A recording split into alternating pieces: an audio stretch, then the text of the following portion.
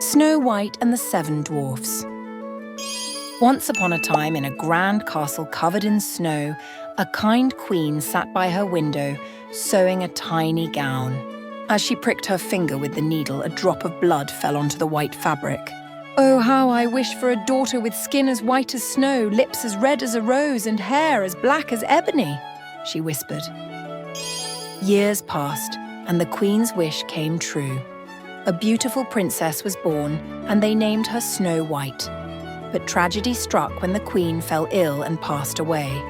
The king remarried a woman with a heart full of jealousy.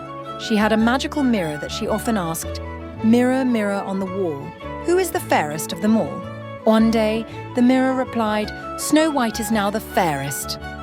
The queen's heart burned with rage, and she plotted to get rid of the princess. The queen ordered a huntsman to take Snow White deep into the forest and never let her return. But the kind huntsman took pity on the princess and let her go. Snow White ran through the dark forest, frightened by the strange sounds of the night. But soon she stumbled upon a tiny cottage with a warm glow inside. Snow White cautiously entered the tiny cottage and found a table set for 7. Tiny beds lined against the walls, and everything neatly arranged. She was so tired that she curled up in one of the small beds and fell asleep. When the 7 dwarfs returned from their work in the mines, they found her and exclaimed, "Who is this sleeping in our home?" The 7 dwarfs welcomed Snow White and warned her never to open the door to strangers.